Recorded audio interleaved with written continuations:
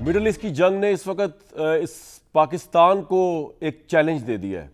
पाकिस्तान जो ऑलरेडी बहुत से चैलेंजेस में घिरा हुआ है और पाकिस्तान की फोर्सेस जो है उन चैलेंजेस से बड़े कामयाबी से नबल आज़मा हो रही हैं। उसमें ख्वाह वो इंडिया हो, ख्वाह वो अफ़गानिस्तान की बॉर्डर से आने वाला टेररिज्म हो, ख्वाह वो बलूचिस्तान के अंदर जो टेररिज्म हुआ है उसकी बात हो। अभी मैंने आपको आज प्रोग्राम में बलूचिस्तान में जो मस्तूंग में जज का एक कत्ल हुआ है उसके हवाले से बड़ी तहलका खेज़ बातें बतानी है। प्रोग्राम में आगे चल के कुछ चीज़ों को आपसे शेयर करूंगा मैं। लेकिन पाकिस्तान हर लिहाज से चैलेंजेस में घिरा हुआ है। इकॉनमी का चैलेंज तो खैर अपनी जगह पे है, लेकिन strategically speaking Pakistan east west हर जगह से जो है वो चैलेंजेस में घिरा हुआ है। हमें तो इस बात में बड़ी सेटिस्फेक्शन है कि हमारे पास एक काबिल फोर्सेस हैं जो हमें डिफेंड कर रही हैं, इसलिए हमें नहीं पता चलता जो बॉर्डर पे लोग शहीद हो रहे हैं। और खैर उन सियासतदानों को भी पता नहीं चलता जो शहदा का फिर मजाक उड़ाते हैं कि उन तक जो आग नहीं पहुंच पा रही और जो वो हलक फाड़ फाड़ के जलसे करके बात कर रहे होते हैं और फौज पे भी या शहीदों में बात कर रहे हैं, उन तक नहीं वो आग की हिद्दत पहुंच पाती। वो शहीद जो है वो अपने सीने पे लेता है और उसके असरात वो लेता है और उसकी फैमिली लेती है, हम तक नहीं पहुंच पाती। लेकिन हमें ये तो पता है ना कि सब कुछ हो रहा है। इसके अंदर जो सबसे बड़ा चैलेंज आया है वो आ गया है, डायरेक्ट क्लैश होने जा रहा है सऊदी अरब का यमन के हौजियों के साथ। और पाकिस्तान एक दफ़ा फिर, कल भी आपको मैंने वजारत खारजा का प्रेस रिलीज पढ़ के सुनाया था जिसमें हौजियों को पाकिस्तान ने डायरेक्ट तलकीन की थी कि वो सऊदी अरब पे अटैक ना करें वरना वो अच्छा नहीं होगा। लेकिन आज यमनी हौजी जो हैं उन्होंने फिर एक बहुत ड्रास्टिक मेजर लिया और उन्होंने सऊदी अरब के 2 टैंकर्स पर हमला किया। यह आज की खबर है, इससे पहले भी उन्होंने किया था कुछ दिन पहले, जिसके बाद हमें चला पता और पाकिस्तान ने जो है उस पर बहुत प्रोटेस्ट किया था।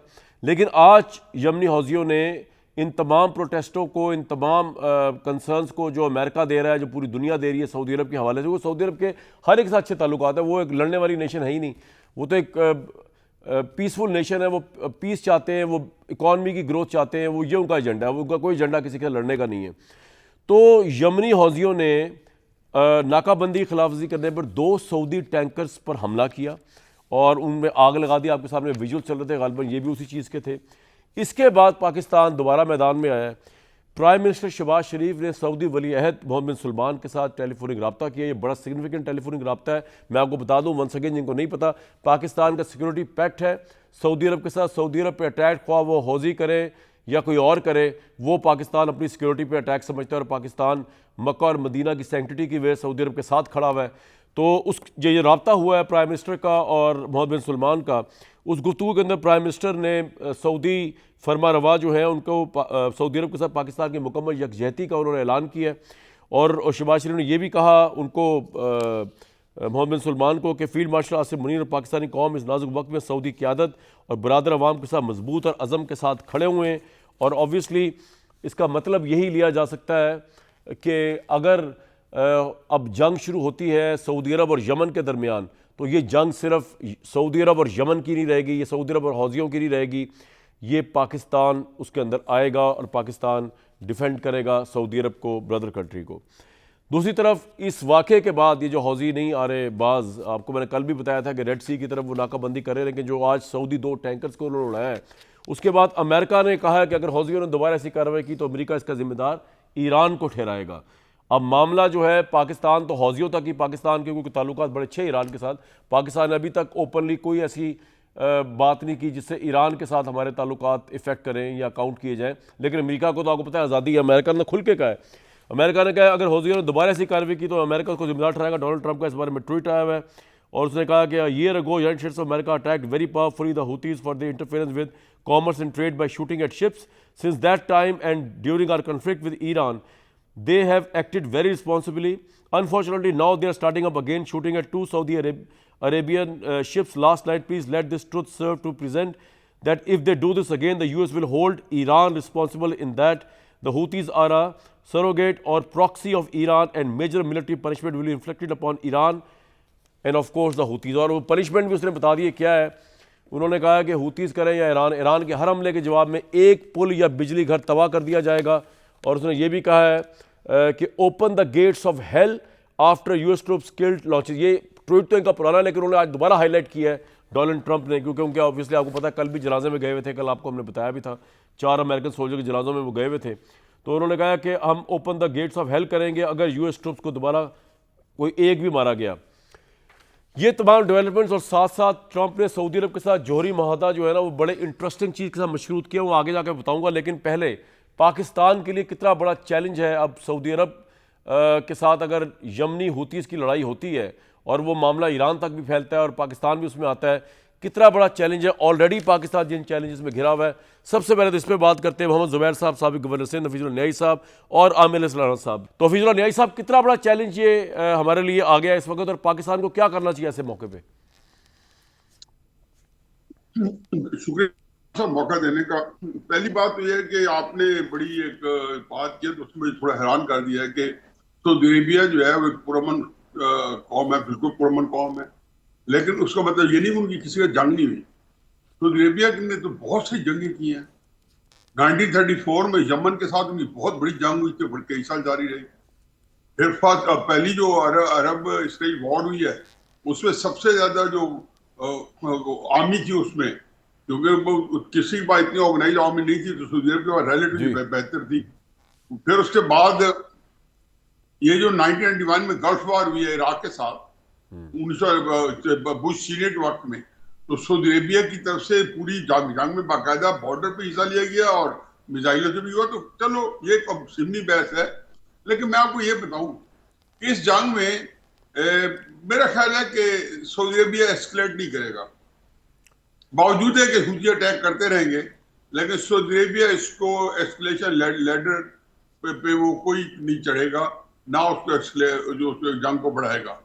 ये एक खास इजाई तरकीबी में जंग हो रही है और उसमें जो ट्रंप है वो एक अजीबो गरीब गेम कर रहा है। मतलब उसने सऊदी अरेबिया को जो है एक सिविल न्यूक्लियर डील दे दी है और साथ फरमाया कि आप इजराइल को तस्लीम करें, फौरन मैं आपको दे रहा हूँ। ना सऊदी अरेबिया ने सिविल न्यूक्लियर डील मांगी है, ना सऊदी अरेबिया जो है वो इसराइल को तस्लीम करेगा, खातर जमा। लेकिन आखिर ट्रंप ने क्यों खेला है? सिर्फ उसके अंदर वो चाहता है कि किसी तरीके से इस खत्ते के अंदर वो एक अफरा तफरी पैदा करे। फिर मत भूलें कि ट्रंप के जो रिमार्क्स थे ना, वो जो मोहम्मद सलमान साहब के खिलाफ, वो मेरे ख्याल है हुतियों के जो है ना 200-250 मिसाइलों से भी बढ़ के थे। कभी सोचा नहीं जैसा आ सकता था कि इस लेवल पे वो बंदा इतनी गलीज और गंदी बाजारी जबान इस्तेमाल करेगा। और वहां बड़ी सेंसिटिविटी है जो है किंग की भी और प्रिंस की भी। उनके बारे में जरा आप थोड़ा सा यहाँ भी बैठ के गुस्ताखी करें तो पूरे मुल्कों से हालात बिगड़ जाते हैं। ये तो बावजूद है अमरीका को जो है वो जो उन्होंने उसको नजरअंदाज किया। और फिर अमेरिका की शिकायत क्या है इन सारे मुल्कों से?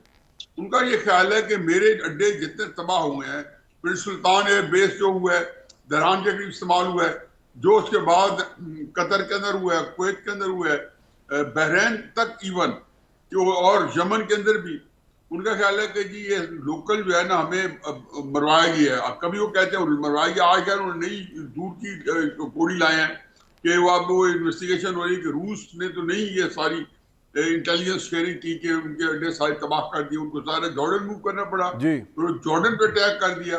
देखिए ईरान ने इस जंग को जो 38 में इंजॉय किया है और जिसने ट्रंप के नाक की लकीरें निकलवाई और सरेंडर डॉक्यूमेंट्स पे साइन किए, उस वजह क्या थी? उसकी ज्यादा वजह थी इकोनॉमी को कंट्रोल करने की। तो मेरा ख्याल है इमरान साहब ये जो है ना हुतियों के जरिए, वो आज पेट्रोल जो है $100 ब्रंट ऊपर हो गया। अगर ये हुती जो 2 हफ्ते और जारी रखते हैं तो मुझे लगता ही है कि ये 150-200 में पेट्रोल चला गया तो अमेरिका के अंदर अपने तौर पे वो कहता है अमेरिका वर्सेस अमेरिका जो है एक अमेरिका के अंदर बहुत बड़ी जंग शुरू हो जाएगी। लेकिन सऊदी अरेबिया न्याई साहब, आपके बाकी तमाम एनालिसिस अपनी जगह पे, लेकिन आप जो कह रहे हैं सऊदी अरब जंग को बढ़ने नहीं देगा। सऊदी अरब थोड़ी जंग करनी है हुतीस के साथ। जब आपके स्टेट ऑफ हॉर्मज से आप ऑयल नहीं निकाल सकते, वो ईरान ने बंद कर दिया। रेड सी से जहां से सऊदी अरब का ऑयल जाता है उसको हुतीस अटैक कर रहे हैं। आपके सामने दूसरी दफा ये अटैक किया गया सऊदी अरब पे। तो जंग सऊदी अरब नहीं बढ़ाएगा, हुतीस बढ़ाएंगे या ईरान बढ़ाएगा, तो वो तो किसी के इख्तियार में नहीं। अगर वो आप उनकी, अगर आप सऊदी अरब की जो मेन इकोनॉमी जिस चीज़ पे चलती है ऑयल, उसके ऊपर आप अटैक करेंगे। पाकिस्तान ने तो कल कहा है कि पाकिस्तानी परचम बरादर जहाज़ों को भी निशाना बनाया अगर हुतीज़ ने या किसी ने भी, तो ये एक्ट ऑफ वॉर समझा जाएगा। तो ये कब तक सऊदी अरब ये मिसाइल खाता रहेगा या ड्रोन्स खाता रहेगा हुती से? तो मेरा नहीं ख्याल कि ये जो आप कह रहे हैं कि सऊदी अरब जंग को, वो सऊदी अरब तो नहीं चाहता जंग को बढ़ाना। सऊदी अरब क्यों चाहेगा? मैंने तो पहले कहा था, वो उनके तो काम है पीसफुल तरीके से अपनी इकॉनमी चलाते रहे, उनको स्ट्रेट ऑफ हुर्मुज़ भी खुला हुआ चाहिए, उसमें भी पीस चाहिए, उनको रेड सी में भी पीस चाहिए। लेकिन बहरहाल आपका ये पॉइंट है जिसमें मैं तो आपसे डिसएग्री करता हूँ कि मामला बड़ा सिवियर वहाँ पे चल रहा है, क्योंकि पाकिस्तान 2 दफ़ा उसमें आ चुका है। बीच में ईरान का वजीर दाखिला भी इसलिए इधर आए हुए थे, और पाकिस्तान ने गालिबन उनको ज़रूर बताया होगा कि वो हुती को समझाएं, क्योंकि पाकिस्तान बीच में आएगा अगर ये हुआ था। ज़ुबैर साहब, लाइन ड्रॉप हो गई थी, सवाल मैंने ये उठाया था कि पाकिस्तान को बहुत बड़े चैलेंजेस हैं, टेररिज्म का challenge, Balochistan, KP, India, Afghanistan का चैलेंज। अब एक नया चैलेंज नजर आ रहा है कि सऊदी अरब के साथ जो कन्फ्रंटेशन हुतीस कर रहे हैं, तो हमें कहीं जंग में शरीक ना होना पड़ जाए। तो what's your thoughts on this? I think बिल्कुल आपकी बात तो सही है कि पाकिस्तान के लिए बहुत बड़ा चैलेंज है और मुश्किल है। पाकिस्तान अगर सऊदी अरेबिया के सपोर्ट में आता है, जो कि as a result of defence pact जो हमने सऊदी अरेबिया के साथ किया था, Saudi Arabia can ask Pakistan के जी आपने डिफेंस पैक्ट किया था, अब ज़रूरत पड़ गई है। वो बिल्कुल सही बात है कि अगर हुतीज़ अटैक करेंगे तो that's an act of war against Saudi Arabia, और एक दफ़ा नहीं 2 दफ़ा कर चुके हैं। ये तो उनकी आपने लाइफलाइन पर आप हमला करेंगे तो रिएक्शन तो सऊदी अरेबिया की तरफ से आएगा, और पाकिस्तान के लिए मुश्किल ये है कि आप उस जंग में कूदें या ना कूदें, क्योंकि दोनों तरह से मसाइल हैं। एक तो पाकिस्तान का तजर्बा जो है in the past all those decades, कि हम जब किसी और की जंग में, हमारे अपनी जंग ना हो, किसी और की जंग हो, चाहे वो जितनी भी लेजिटिमेट हो और जितनी भी we are supporting the party, जिस तरह हमने 9/11 के बाद यूनाइटेड स्टेट्स को सपोर्ट किया था, या अलाइज को सपोर्ट किया था, वेस्टर्न वर्ल्ड को सपोर्ट किया था ये सोवियत ऑक्यूपेशन के खिलाफ, बट उसकी हमने बहुत बहुत बड़ी प्राइस पे करनी पड़ी थी। और आपको याद होगा कि 2015 में एक इशू आया था जब नवाज शरीफ प्राइम मिनिस्टर थे, सऊदी अरेबिया और यमन के दरमियान जब पार्लियामेंट में हम ले गए थे मामला, माहौल ऐसा हो गया था, हमने यमन पे अटैक करने से इनकार कर दिया। तो उस वक्त नवाज शरीफ पार्लियामेंट में इसलिए लेके गए थे कि वो नहीं चाहते थे कि हम इस जंग में आएँ, बावजूद इसके कि पाकिस्तान के सऊदी अरेबिया से बहुत अच्छे, लेकिन ज़ुबैर साहब उसमें कुछ सिक्योरिटी पैक्ट नहीं था सऊदी अरेबिया के साथ जो आज है। जी वो नहीं था ना, तो जब हमने सिक्योरिटी पैक्ट किया था तो हमें उसके इम्प्लिकेशंस का अंदाज़ा होना चाहिए था कि व्हाट डज़ इट रिक्वायर। अब जाहिर सी बात है, हम सऊदी अरेबिया से इतनी, हमारी असल में सबसे बड़ा मसला जो है ना कामरान, वो ये है हमारी मईशत इतनी ख़राब है कि you are so much dependent on Saudi Arabia today more than any time ever.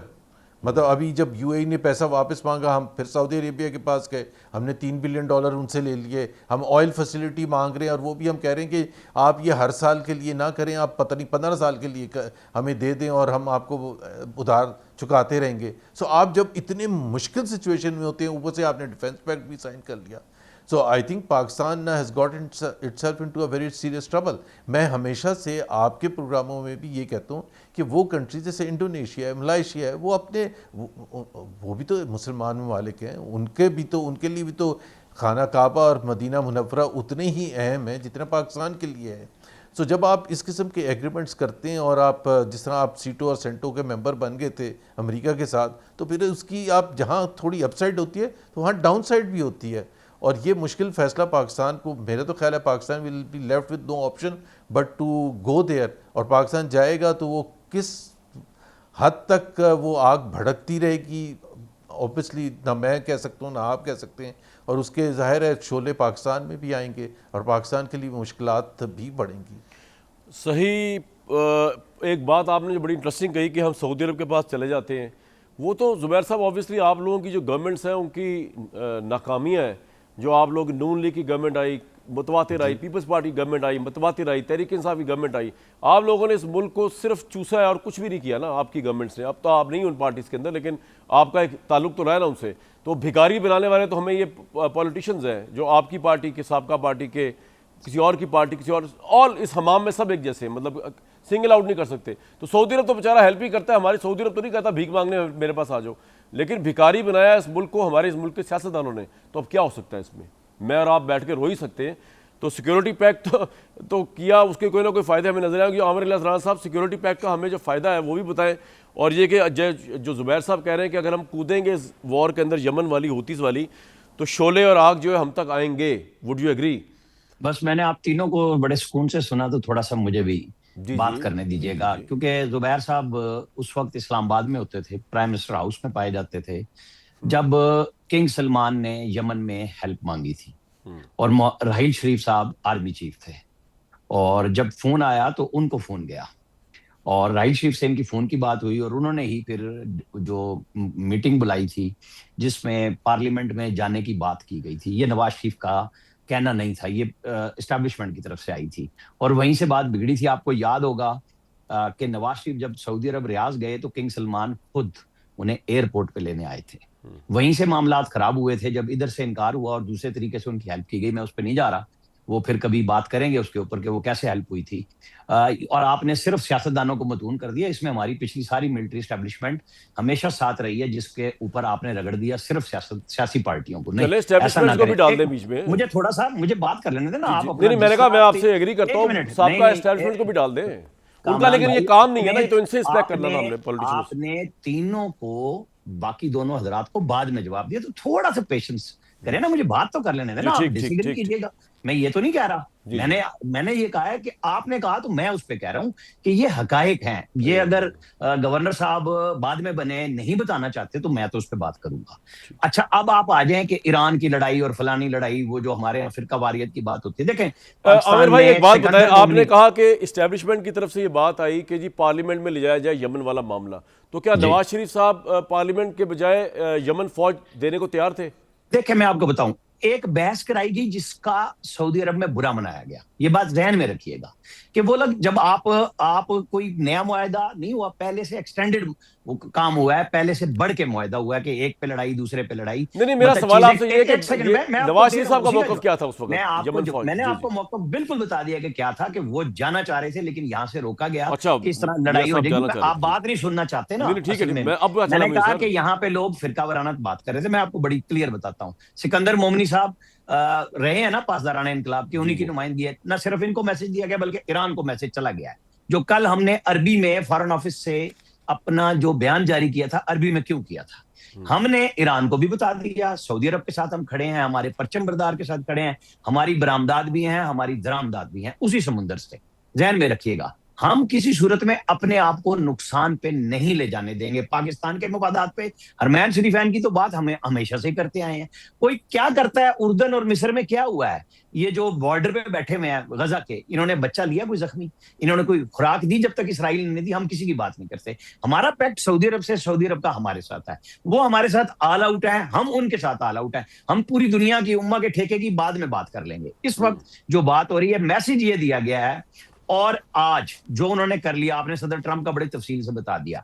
हम अब जवाब देंगे हुतियों को, इसका ईरान से कोई ताल्लुक नहीं। ईरान को यह बात बताई गई है कि हुजूर, ये बात बड़ी क्लियर है कि वो आपकी प्रॉक्सी हैं, और ये बात पूरी दुनिया कह रही है कि अपनी प्रॉक्सीज की बजाय अपने मुल्क पे अगर ये तवज्जो करते, जो ओबामा से पैसे मिले थे, तो अपनी एयरफोर्स बना लेते। आपके 2 प्रोग्रामों में पिछले हफ्तों में मैं ये कह चुका हूं, कोई नई बात नहीं कह रहा, बिल्कुल क्लियर कह रहा हूं कि ये प्रॉक्सीज ना जाती तो ईरान की नेशन कहीं और खड़ी होती। तालिबान रजीम क्यों बुरी है? क्योंकि उनको अफगान अवाम की कोई परवाह नहीं है, वो बाकी सब मामलात में लगे हुए हैं। यही जो अब पासदारान है, इन्होंने देखा इतना बड़े एक मैयत हुई, जनाजा हुआ, जो सारा मुआहिदा पाकिस्तान ने करा के दिया, 14 पॉइंट इनके हक में है, और एक ट्रंप को कहने के लिए पॉइंट मिला कि जी एटम बम नहीं बना सकते। ये इन लोगों ने आज खुद अपने पैर पे कुल्हाड़ी मांगी।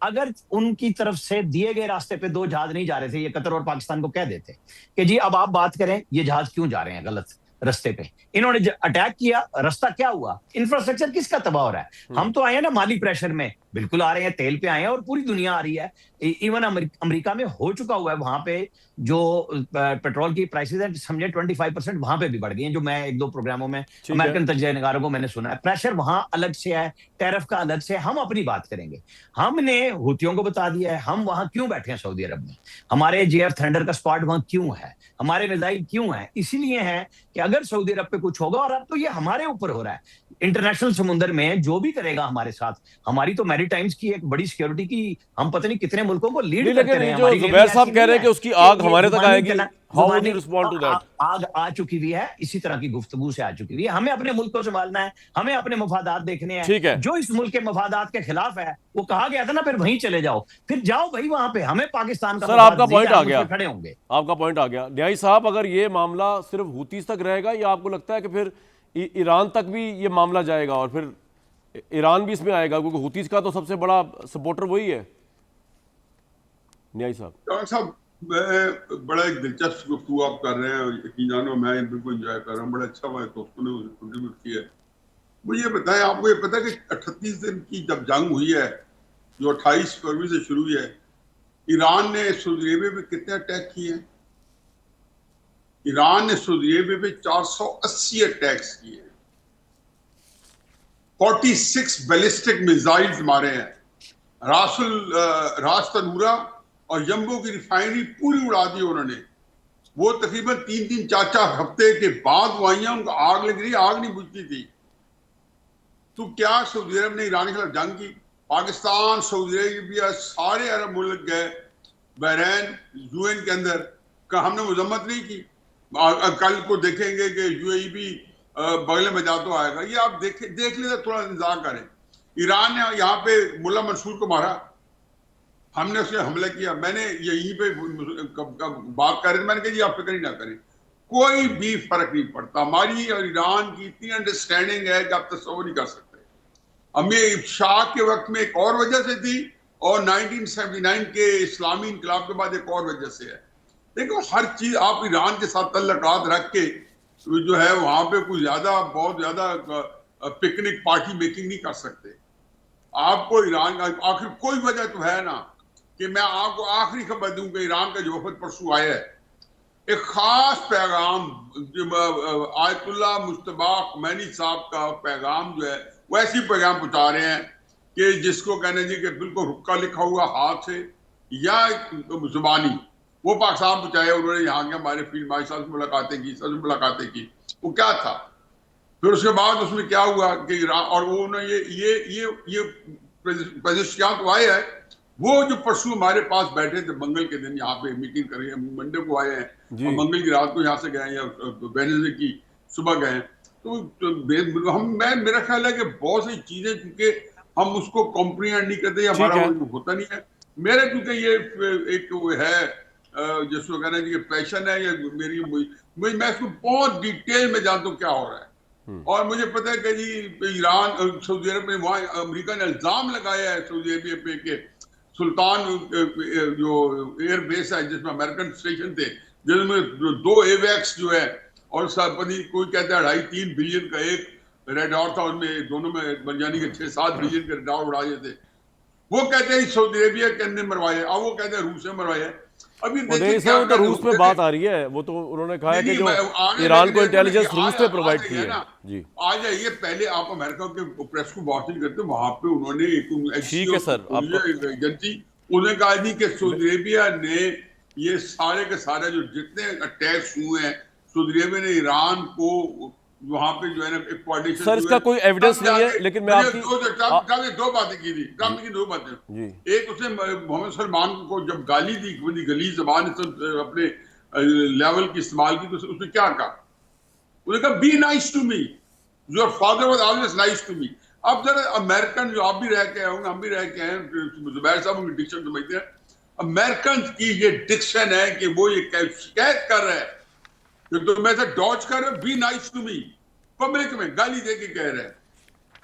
देखो ये सारी आपके सामने है सर, आपका पॉइंट आ गया। मेरा नहीं कहा पैनिक होने की जरूरत है। इंशाल्लाह ईरान और हम सारे पॉइंट आ गया। एक दफाई नेटवर्क जो बनेगा, आप देखेंगे वेस्ट एशिया का एक बात मैं आपको बता दूं, ईरान सारे लीड करेंगे जी। एक बात बता दूं कि अगर सऊदी अरब इन्वॉल्व हो अमेरिका की एयर बेसिस पे ईरान के अटैक करवाने में, तो सबसे पहले CIA जो है उसको पता चलना चाहिए। CIA ने जो रिपोर्ट जारी की राइटर्स की, बात आगे निकल गई कामरान साहब। सर मैं एक बात तो आपने अपना पॉइंट ऑफ व्यू दे दिया ना, मुझे राइटर्स की रिपोर्ट थोड़ी मेंशन तो करने दें।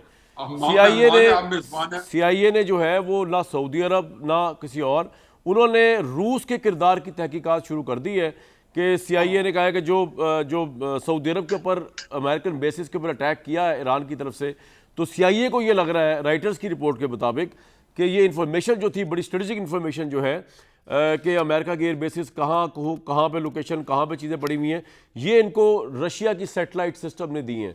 ये रिपोर्ट तो हमारे सामने आई है। बाकी वो जो आप बात कर रहे हैं वो आपका तजिया है, ठीक है, आपका तजिया, लेकिन अभी तो इस पर अमेरिका ही मुतफिक नहीं है। अमेरिका तो रूस की तरफ जा रहा है। लेकिन मैं जाऊँगा ज़ुबैर साहब की तरफ। ज़ुबैर साहब, ईरान कितने महाजों पर लड़ेगा सर?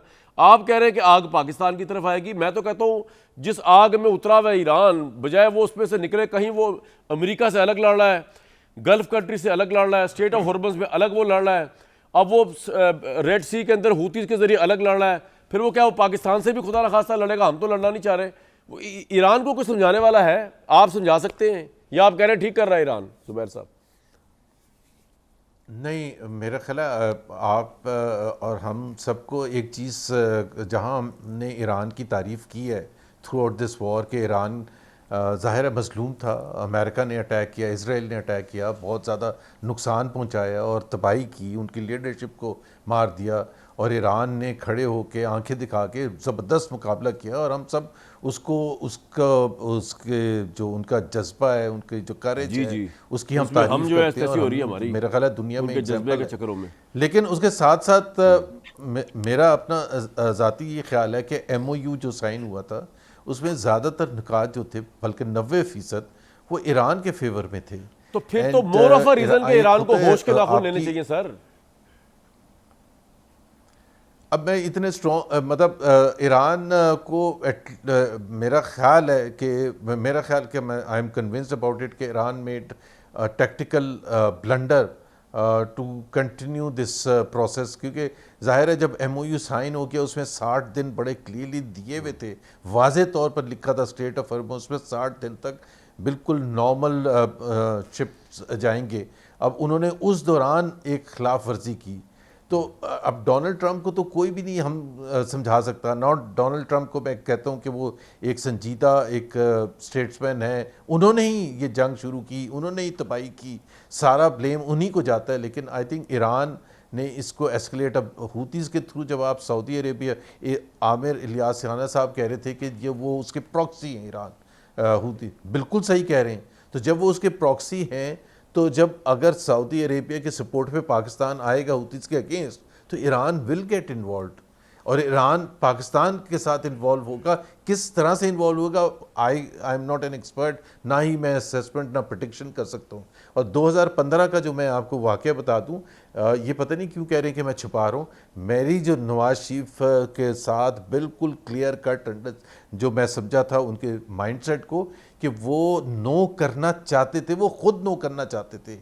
वो लड़ाई झगड़ों में कभी वो हैं भी नहीं इस किस्म के कि जी वो लड़ाई झगड़ों में, उनका मानना ये था कि पाकिस्तान पहले अफगानिस्तान में फंसा रहा है इतने साल तक, अभी हम बाहर आए हैं, हमने अपनी, यानी ये एस्टैब्लिशमेंट ने मशवरा नहीं दिया था उस ज़माने की, नवाज शरीफ साहब का अपना ये फैसला था कि नो करें। नहीं दिया होगा शायद, नहीं आपको याद होगा कि फिर जनरल राहिल शरीफ के साथ सऊदी अरेबिया गए पहले नवाज शरीफ, और फिर ईरान गए दोनों को समझाने के लिए, and he wanted to show कि ही इज बिल्कुल वो ये नहीं कर रहे कि जी हम सऊदी अरेबिया के साथ हैं, ईरान के साथ नहीं, वो दोनों फिर ईरान भी गए।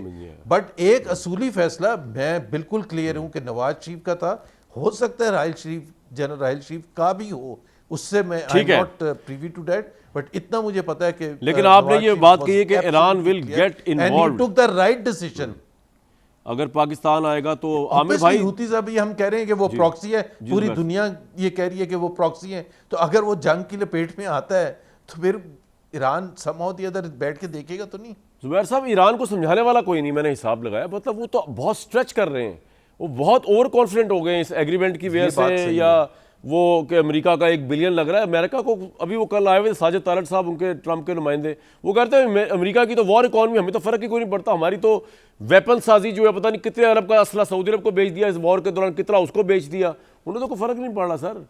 मैं तो हैरान हूँ कि ये हो क्या रहा है। लेकिन मैं सिर्फ अगर एक ऐड कर लूँ कामरान, एक चीज़ ऐड कर दूँ, मैं ये जो आप कह रहे हैं ना समझाने, एंड आई थिंक इस वक्त चाइना को या यूरोपियन यूनियन के जो की ममालिक हैं जिनके साथ ईरान की इतने ख़राब ताल्लुकात नहीं हैं, उनको समझाने की जरूरत है। France should get involve. नहीं सर, वो किसी की नहीं सुन रहा। एज अ मैं होल आप पॉइंट आ गया आपका। अब मैं एक ब्रेक के बाद आमिर इलियास राणा साहब एफर्ट तो करना है ना। चाइना की एफर्ट कहाँ है? मुझे तो नहीं नजर आता सर। चाइना तो देख रहा है अमेरिका का जवाल। अमेरिका की, आप जो लास्ट प्रोग्राम में मेरी बात नहीं मान रहे थे, अमेरिका के 5 बड़े बड़े म्यूनिशंस जो हैं गोला बारूद के और जेट्स और वो, उनका जवाल देख रहा है। चाइना देख रहा है कि अमेरिका इस जंग में इतना फंसा हुआ है कि मेरे मुकाबले में आई। चाइना के तो अपने स्ट्रेटेजिक इंटरेस्ट है। चाइना के पास तो अपना बड़ा रिजर्व ऑयल है। चाइना कोई समझाने वाला नहीं है। मैं आपको बताया तो चाइना जो लेटेस्ट रिपोर्ट आई है, चाइना इलेक्ट्रिक ट्रांसपोर्ट की तरफ चला गया और चाइना कोल को इस्तेमाल कर रहा है बजाय ऑयल के। चाइना बड़ी पहुंची हुई चीज है सर। चाइना से आपका हमारा क्या तालमेल? नहीं तो फिर ये ना कहे ना कि कोई समझाने वाला नहीं है। कोई समझाने वाला चाइना को क्या जरूरत? ये तो कह चाइना को क्या जरूरत पड़ी है ईरान को समझाने की? से नहीं समझा और आपको एक और बात बताऊं, चाइना 1980 चाइना का 80% ऑयल दरामद करता था जुबैर साहब। चाइना ने 1980 के बाद सबसे कम लोएस्ट पे ले आया है ऑयल की दरामद। वो ऑयल पे डिपेंडेंसी नहीं उसने शो की अपनी, वो कोल इलेक्ट्रिक इन पे जा रहा है। लेकिन नहीं हो, एक ब्रेक के बाद एक तो ज़रूर बताएंगे आमिर साहब के जो न्याजी साहब कह रहे हैं ना जी, इस हिमाम में या उस पेज पे सब एक जैसे हैं। क्या सऊदी अरब, क्या ईरान, क्या कतर, क्या पाकिस्तान, क्या अमेरिका, ये मुअम्मा क्या है कि इंटेलिजेंस जो है, मैं तो नहीं बिलीव कर रहा कि ऐसा हुआ होगा, वरना अमेरिका को चल पता। और दूसरा ये कि ईरान विल गेट इन्वॉल्व, तो फिर क्या होगा? और एक बहुत अहम खबर मेरे पास मौजूद है बलूचिस्तान में जज साहब का जो कत्ल हुआ, उसके हवाले से ब्रेक के बाद। मशरिक़ वस्ता के हालात इतने सख्त हो चुके हैं इस वक्त कि वॉल स्ट्रीट जर्नल की रिपोर्ट है कि अमेरिका ने मशरिक़ वस्ता में अब मज़ीद फ़ौजी कार्रवाई करने के लिए एक तो ख़ुसूसी फ़ौजी दस्ते तैनात कर दिए हैं, एडिशनल तिब्बी अमला असला भेजना शुरू कर दिया है। उन्होंने अमेरिकन स्पेशल फोर्सेज ने अपने मुल्की अड्डों से मशरिक़ वस्ता पहुँच चुकी हैं। लड़ाका तैयारों के स्क्वाड्रन पहुँच रहे हैं और B-1 बम्बार बरतानिया में वाक़ एक अमेरिकी फ़ज़ाई अड्डे पर पहुँचा है, जो तवील फासले तक मार करने वाला सुपरसोनिक स्ट्रेटेजिक बम्बार तैयार है। तो जनाब मामला जो है ना वो तो बढ़ता ही जा रहा है। इसके अंदर वर्ल्ड वॉर तो नहीं मैं कहूँगा, लेकिन रीजनल वॉर ये बनती जा रही है। पाकिस्तान एक तरफ वरिड है about Saudi Arabia and हुतीज़, America worried है, जो ट्रेड चल रहा है वो भी सऊदी अरब के मतलब भी वरिड है, रेड सी के मतलब भी। आमिर साहब, एक तो जो न्याय साहब ने बात की कि सारे एक जैसे ही हैं, इसको भी रिस्पॉन्ड कर दें कि, और दूसरा ये कि जो जुबैर साहब कह रहे हैं कि ईरान विल गेट इन्वॉल्व अगर पाकिस्तान हुती के खिलाफ कुछ करता है, तो फिर क्या होगा? चले पहले लाइटर नोट, आपने कहा B-1 बम्बार पहुंच गया और पूरी दुनिया में B-1 B-2 वीजे के लिए सारी दुनिया लाइनों में लगी होती है अमेरिका का कि मिल जाए किसी तरीके से भी। अच्छा चलें, अब जो बात न्याजी साहब ने कही कि बेहतरीन ताल्लुकात हैं ईरान से, मैं इस पे बाद में आऊंगा, लेकिन जब नहीं थे वो भी बताता हूँ। जब जनरल राहिल शरीफ आर्मी चीफ थे, प्राइम मिनिस्टर थे नवाज शरीफ, और बहुत सारे साफियों के साथ मैं भी गया था रियाज में। किंग सलमान ने हमें खाने पे बिठाया था, वहां पे जोराना दिया था, और हम गए थे सिफारती मिशन पे सुलह कराने के लिए। और फिर हम पहुंचे ईरान। आपको इंटरेस्टिंग बात बताऊं, आज भी मामले खसूसी हैं, उस वक्त भी थे तारिक फातमी। ईरान वालों ने उनकी कुर्सी नहीं रखी, उनको बाद में बिठाया तारिक फातमी की कुर्सी नहीं रखी। सदारती महल में ये बाहर खड़े रहे, फिर इनको बाद में बिठवाया गया। प्राइम मिनिस्टर ने जब कहा कि उनको बुलाएं। ये थे एक ताल्लुकात हमारे बने जब उन्होंने एक मिसाइल मारा, एक मिसाइल हमने मारा। फिर उन्होंने क्विकली चल रहा है हमने जी, मैं बता रहा हूँ, पहली जंग जून वाली लड़ी तो उन्होंने तशक्कुर पाकिस्तान की करारदाद पास की, ठीक है। और जब हम गए, हमारे प्राइम मिनिस्टर शहबाज शरीफ गए, हमारे आर्मी चीफ, बाद में फील्ड मार्शल भी हो गए थे, वो साथ साथ ही हुआ था। तो आपको पता है कि ईरानी जो है ना, एक तो फौरन वक्त नहीं देते थे पाकिस्तान को, ना प्रेस कॉन्फ्रेंस में एक आधे रस्मी सवाल के अलावा करते थे, एक लंबी और तवील प्रेस कॉन्फ्रेंस की। ये हफीज न्याजी साहब की बात बता रहा हूं कि आज हमारे ताल्लुकात कैसे हैं, बिल्कुल हम एक हैं।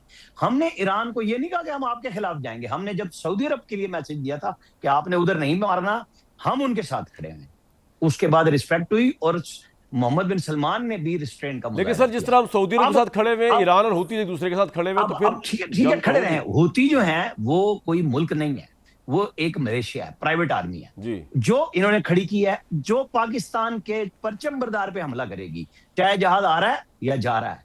फिर हमारे पास बिल्कुल अपना इंटरनेशनल हक है जो ईरान के पास नहीं है। हुर्मुज़ पे तो वो कहानी बना रहा ना कि मैंने 5 नंबर पॉइंट कहा था कि जी कोई मेरे रास्ते से गुजर के दिए हुए रास्ते के बगैर जा नहीं जाएगा। लेकिन सालिसी मौजूद थे, तो उस वक्त भी उन्हें उनसे बात करनी चाहिए थी, ड्रोन नहीं मारने चाहिए थे, जिसकी बुनियाद पे अब वो ये सारी जो आपने तफसील बताई है कि अमेरिका क्या क्या करने जा रहा है, भाई वो पाकिस्तान जो पूरी कोशिश कर रहा था कि मुसलमान ममालिक आपस में न लड़े, वो ईरान ने माशाल्लाह सारा काम शुरू कर दिया। ना इसराइल के ऊपर एक मिसाइल गया, उर्दन में जहां इसराइल का बॉर्डर है वहां तक जाके उनके मिसाइल गिर रहे हैं। किसी एक शिप पे अमेरिकन पे उनका मिसाइल नहीं आप जाता। कहना क्या चाह रहे हैं उनका सर? सारा quickly। देखें, ईरान को होश के नाखून लेने चाहिए। हाँ, होश के नाखून। पासदारान और सियासतदानों को मिल के, वो जो कहा ना कि जी वो तो अब जनरलों को हमने ऑर्डर कर दिया तो वो खुद ही मारते हैं, चाहे वो किसी सिविलियन पे लग अपने जाए तौर पे, या हाँ। इंस्टॉलेशन पे लग जाए। ये लेम एक्सक्यूज है, ये नहीं बने। पॉइंट आ गया ये जी। बहुत टाइम गुजर गया, ईरान को सोचना चाहिए। पाकिस्तान ने बड़ा क्लियर मैसेज दिया है कि हम आपके वेल विशर हैं, आप अपने आप को बचाएं, हम चाहते हैं कि आप बचें, हम बात करेंगे अमेरिका से दोबारा, लेकिन पहले आप अपना पॉइंट फैसला आ गया करें। जी, पॉइंट आ गया। नई साहब, हाँ जी, क्या बात- ईरान हो, नई जी, साहब आपसे एक बात मुद्दा, कर, जी। नई साहब जी, क्या मैं- ईरान होश के नाखून लेगा? क्या ईरान तक मैसेज पहुंच गया पाकिस्तान का? वो अमल करेगा, हुती को समझाएगा कि भाई ना करो अटैक, या कूदेगा जंग में? यहाँ पे भी बात कमरान साहब जो बात हो रही, हकीकत यह है कि मुझे ये मैं कोई बड़ा बिलिटल नहीं कर रहा हूँ अपने आप को, अपने भाइयों को। हमारे लेवल से वो बहुत ऊपर की बात हो रही है। मुझे आप में से सारे बैठे मुझे बताएं कि जनवरी 2024 में एक मिसाइल का भरा हुआ शिप जो है अमेरिका ने हूतियों को जो जा रहा था पकड़ा था या नहीं पकड़ा था? किसी जेल में है जी। यहाँ पे? जो उसका बाइडेन ने इंजीनियर्स एयर कौन स्ट्राइक्स भी किए थे हुतीस आप पे। ये 2-3 दफा कह चुके हैं बिल्कुल। प्रोग्रामों में। कमरान साहब, ये सारी बातें मैं आपको बार बार कह रहा हूं कि जब आप जो एक दफा जब सऊदी अरब के हमारे हालात खराब हो गए थे, जिसमें जाहिर शरीफ ने वो स्पेन इन द बक्स बना था, जी, और जी। जब उसे करके जो ईरान का प्रेसिडेंट रूहानी साहब आए थे और उन्होंने उनके कलभूषण जादेव जो उन्होंने 7-8 महीने पहले पकड़ा हुआ था वो पेश कर दिया था, तब मैं क्राइसिस क्या था। देखिए, आप नहीं समझते कि जो मोहम्मद बिन सलमान नया नया बना था और उसकी जो पर्सनल सिक्योरिटी थी वो सारी की सारी अमेरिकियों के पास थी, क्योंकि सऊदी अरब के बंदों को उसे करीब से घुसना ही मना था। एक बड़ी अजीबोगरीब है, हम कहीं से कहीं निकल जाएंगे। तो उस वक्त मैं अभी कह रहा हूं सर, कि अमेरिका और सऊदी अरब के ताल्लुकात जो है ना, उसका इस बात से क्या आप ताल्लुक ये है? बात ईरान होनी जो चाहिए है ना। अनरीजनेबल हो जाए, स्टेट ऑफ हॉर्मुज बंद कर दे, रेड सी बंद करा दे। दो तीन हुती से। सेंटेंस ले जी, quickly। दो तीन सेंटेंस। एक सेंटेंस में भगवान, अमेरिका ने 38 दिन में कुछ कर लिया होता है ना, तो वो जो 2 दिन 6 दिन 2 दिन जो ऑफिसर करने की कर लेते हैं। ये जो 14 पॉइंट वो कहते हैं 90% नहीं 100% ईरान के ऊपर किया। और हुआ क्या कि सारी कांग्रेस ने कहा कि आपने सरेंडर डॉक्यूमेंट साइन किए, किसके साथ? किसका? ईरान के साथ। तो क्या आप कौन सा B-52 नए आए हैं? उनके पास सबसे ज्यादा जो था जो शेल्टर है तो यही साहब, इससे हल क्या निकलेगा? उसने अगर ईरान जो है वो कॉन्फ्लिक्ट हो गया, हमारा नुकसान हो रहा है। ईरान पहली दफा ईरान ने एस्केलेशन लेटर हाई किया है। ईरान ने इनको यहां से निकाला है, ये समेट के जॉर्डन गए, ईरान ने वहां जॉर्डन पर अटैक कर दिया है, आज भी जॉर्डन पर अटैक किया। वो अब वहां से रेंज जा रहा है, बेन गोरियन ने सर, आपका पॉइंट आ गया। वहां पे जाएगा। अब ईरान से ये बच के जाएंगे, उससे ये 14 पॉइंट से ये बात लेके 14 पॉइंट से ज्यादा बुरा ऐसे सर, पॉइंट आ गया आपका। MOU साइन आपका करेंगे पॉइंट आ ईरान के गया, साथ। आ गया। जुबैर साहब, ये तेल की जो प्राइस रोज बरोज अब तयन किया जाएगा, हुकूमत के पास भी कोई ऑप्शन नहीं है ना, क्योंकि ये वॉर खत्म नहीं हो रही, ईरान को समझ नहीं आ रहा, ऊपर से हूतीज और रेड सी का महाज भी खुल रहा है। जी, तो सवाल क्या है आपका? सर, सवाल ये है कि हुकूमत के पास कोई ऑप्शन है इसके अलावा कि प्राइजेस को डेली वो किया, जो पॉलिसी लेके आई है हुकूमत, पेट्रोल की रोज निकाली जाए, ये सवाल है मैं उस पॉलिसी से तो मैं डिसएग्री करता हूँ। इंटरनेशनल ऑयल प्राइसेस जो बढ़ती हैं वो पास ऑन करना ज़रूरी है, लेकिन कामरान ये जो डेली बेसिस पर स्टार्ट किया है, इसकी वजह से जाहिर सी बात है हर एक के लिए मुश्किलात में इजाफा हुआ है, आसानी नहीं हुई है। मैं प्राइस इंक्रीज़ की नहीं बात कर रहा, लेकिन अगर आप हर रोज़ के बेसिस पर बग़ैर रेगुलेटर ये इंश्योर किए हुए कि जो मफादात हैं, ख़ास तौर पर जो अवाम के मफादात हैं, वो क्या इंश्योर किए जाएंगे। अब रोज़ के बेसिस पर अगर आप प्राइस बढ़ाएंगे मिसाल के तौर पर, तो हमें तो ये भी नहीं पता पेट्रोल पंप्स वाले इसमें कितना अच्छा काम कर रहे हैं, बुरा काम कर रहे हैं। ऑयल मार्केटिंग कंपनीज का जो रोल है वो हर कार्टेल हमारे यहाँ बने हुए ना, सीमेंट कार्टेल है, शुगर कार्टेल है, ऑयल मार्केटिंग कंपनीज का है, वीट कार्टेल है। ठीक। तो रेगुलेटर जब तक स्ट्रांग नहीं होता और जब तक आप एक फैसला सोच समझ के और डिस्कशन करके डिबेट करके सब और जुबैर साहब ये और खराब होगा, अगर रोज के Thanks बजाय to अगर Houthis। हफ्ते में बढ़ाइंगे तो क्या फर्क पड़ता है? बिल्कुल ठीक है, आपका ये पॉइंट आ गया सर। वो आपका सवाल का जवाब मेरा ख्याल है सिर्फ मैंने ही दिया है, बाकी सारे वो हिस्ट्री बता रहे हैं। सिंपल सा आपका सवाल था कि भाई अगर हूतीज अटैक करते रहेंगे और पाकिस्तान के लिए ऑप्शन नहीं होगा तो फिर पाकिस्तान अगर करेगा तो ईरान का क्या रिएक्शन होगा? I think that is what, वो वार्निंग तो जरूर है हमारी तरफ से, but I think it's a very delicate position और मेरे लिए ठीक है, मैं तो हम समझता कर हूं लेंगे कि डील। पाकिस्तान एक्ट भी आपने करेगा समझा और या नहीं पाकिस्तान समझा? आप फिक्र ना करें, हम डील कर लेंगे, आप फिक्र ना करें। मैं तो सवाल आप लोगों से, हर सवाल का जवाब मिल नहीं सकता हर एक से। जी, ठीक। आपने जवाब दे दिया ना, आपके ठीक है 10 में से जी। 10 आ गए, ठीक है। ठीक। तो अब मैं आप लोगों को बताने लगा हूं कि बलूचिस्तान में मस्तूम के इलाके के अंदर जो जज साहब की शहादत हुई है, अब्दुल हकीम काकड़ साहब की, उनके बॉडीगार्ड को शहीद किया गया है, उसके मतलब बड़ी अजीब और गरीब किस्म की स्टोरीज हमारे सामने आई हैं। एक तो ये कि आपको पता ही होगा कि जो मारंग थी, उनको उम्र कैद की सज़ा जब सुनाई गई कोर्ट से, तो उनकी जो एक फ्रेंड थी, उन्होंने जिनका नाम है सीमी दीन, इनका ट्वीट चल रहा होगा आपके सामने, ये तो जज साहब की मर्डर की है वो, उन्होंने एक ट्वीट के जरिए एक बयान जारी किया और उन्होंने जजों को मुर्दे इल्ज़ाम ठहराया अदलिया को। उन्होंने कहा कि जिन जजेस पर इंसाफ की जिम्मेदारी आयद थी, उन्होंने इंसाफ का तराजू ताकतवरों के हक में झुका दिया और यूँ आज़ाद इदारों के बजाय इक़्तिदार के इशारों पर चलने वाली कठपुतलियों का किरदार अदा किया। इस ट्वीट के फ़ौरन बाद ये जो बलोच यकजहती कमेटी की रहनुमा थी मिस सीमी दीन, इसके ठीक एक महीने बाद जो है इन जज साहब का कत्ल आज हो गया मस्तूंग में। अगरचे ये वो जज नहीं जिन्होंने मारंग साहिबा का फैसला किया था, लेकिन आज हुआ तो ये न्यूज़ में पैकेजेस चले कि जनाब ये तो क्योंकि बलोच यकजहती कमेटी की खातून या लीडर ने ये बात कही हुई थी कि ये जजेस जो है अदलिया ने ये कर दिया वो कर दिया मारंग के खिलाफ, तो ये लाजमी BLA ने जो है ये काम किया है। अभी ये तासुर जो है ये न्यूज़ पे आ ही रहा था कि साथ ही जो मिस नादिया हैं, जो सिस्टर है उनकी महारंग साहिबा की, उन्होंने ट्वीट कर दिया। उन्होंने ट्वीट बड़ा इंटरेस्टिंग किया और उन्होंने जो है वो जजों को सपोर्ट किया। उन्होंने कहा कि आज मस्तूम में होने वाले मुसल्लह हमले में सेशन जज अब्दुल हकीम काकड़ साहब और उनके सिक्योरिटी एहलकार की शहादत की खबर सुनकर शदीद दुख हुआ।